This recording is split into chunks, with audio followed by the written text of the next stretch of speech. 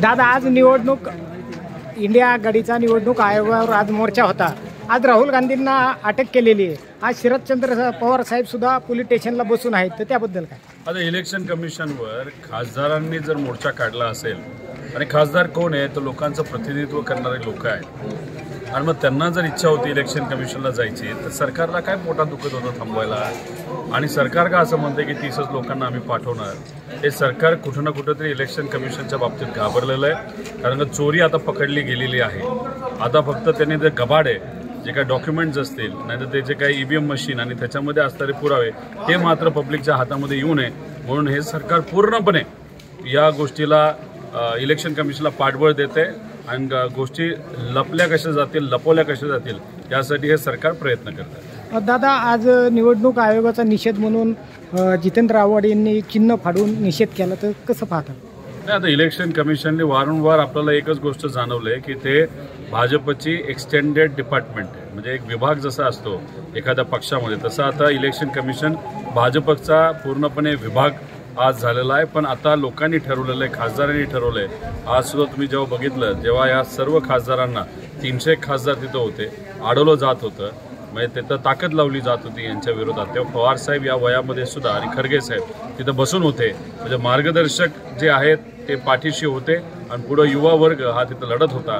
येत्या काळामध्ये आज जे काही दिल्लीमध्ये घडलेलं आहे ते प्रत्येक गावामध्ये घडल्याशिवाय राहणार नाही। आदिवासी दिनाला मोठ्या प्रमाणात विरोध होतो, त्याबद्दल काय? एक तर भाजप आणि RSS यांनी मुद्दामून तिथं निर्णय घेतलेला आहे की जो काही 9 ऑगस्टला आपण आदिवासी दिन साजरा करतो, फक्त आपण नाही अख्खं जग साजरा करतं, त्या दिवशी न साजरा करता त्यांनी कुठला तरी दुसरा दिवस तिथं काढलेला, त्या दिवशी आपण साजरा करू। म्हणजे कुठेतरी आदिवासी समाजाची ताकद कमी करण्याचा प्रयत्न हा RSS आणि भाजपने केला असं आपल्याला तिथं म्हणावं लागेल।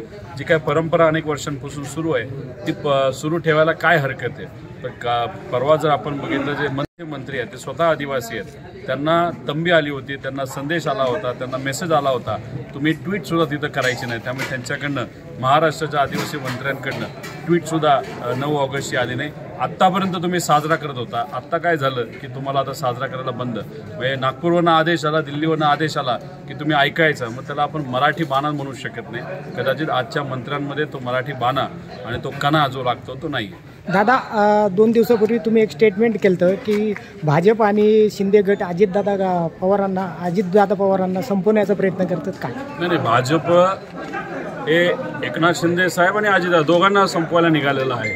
असं नाही की दोघं एकत्रित येऊन एका पक्षाला संपवत आहे, पण भाजप हा जो पक्ष आहे हा नेत्यांना संपवतो। आता तुम्ही छोटंसं उदाहरण घ्या, हरियाणामध्ये आपण बघितलेलं आहे, इतरही राज्यांमध्ये बघितलं, टप्प्याटप्प्याने। म्हणजे आता बिहारमध्ये जे नितीश कुमारजी आहेत ते पूर्वी 77 लोक निवडून आले होते, आता 35वर आलेत। आता तर अशी परिस्थिती कधी त्यांचं एक सुद्धा निवडून येणार नाही। म्हणजे भाजपने काय केलं तर त्यांच्या मित्रपक्षाला पूर्णपणे संपवलेलं आहे आणि ही त्यांची प्रथा आहे। आता धनखड साहेब हे आपल्या देशाचे हे उपराष्ट्रपती होते, त्यांनी भूमिका ही सरकारच्या विरोधात पण विरोधी पक्षाच्या बाजूली एक जो प्रस्ताव होता तो मान्य करून सरकारच्या विरोधात भूमिका घेतली असं सरकारतल्या नेत्यांना वाटलं आणि दुसऱ्या दिवशी त्यांना राजीनामा द्यायला लावला। आता ते कुठे आहेत हे सुद्धा लोकांना माहीत नाही। ते मीडियासमोर येऊन सरकारच्या विरोधात काहीतरी बोलतील म्हणून कदाचित त्यांना तिथं एका खोलीमध्ये नाही तर घरामध्ये डांबलंय असं आम्हाला कळतंय। म्हणजे हे सरकारमध्ये असणारे जे नेते, भाजपचे नेते आहेत, हे मित्रपक्ष मोठा झालेला